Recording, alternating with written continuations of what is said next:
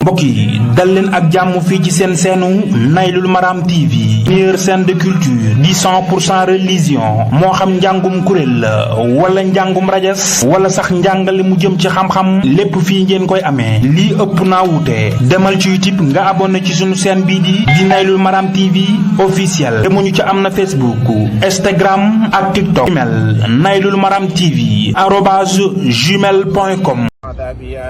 له من الإكرام والإحسان ما أرتجي به صلاح شأني لعله يلحظني ويدبر الكسر ونحوي ينظر لجد بما يفوق ظني والظنون من أحسنوا بي الظنون بالأمين محمد صلى عليه الله مسلما بكل موالاه مديهه زادي إلى الجنان وجنتي عن جملة النيران من انتمى إلى جناب أحمد خير الورى نجا وفاس بالندى مريد قلب لا يميل للنبي صاحبه لرخب أو رهب من اهتوى التقديم من مولاه فالحق أن يتبعه سواه من جال في رؤية من ساواه تعب مخجلا ولا يراه من السلام أطلب السلام بالقائد المنجي والاستقامة نبت جملة اللقى واللعب إلى امتداح المصطفى المنتخب نبهني القرآن في كون النجاة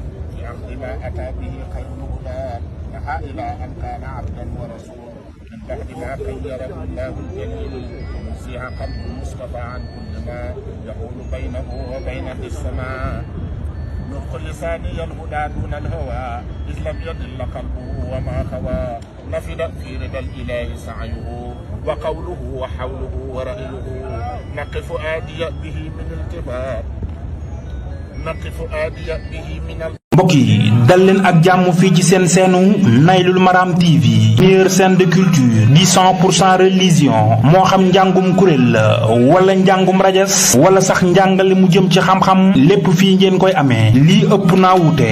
demal ci YouTube nga abonné ci sunu chaîne bii di Naylul Maram TV officiel. demuñu ci am na Facebook, Instagram ak TikTok. email Naylul Maram TV @gmail.com.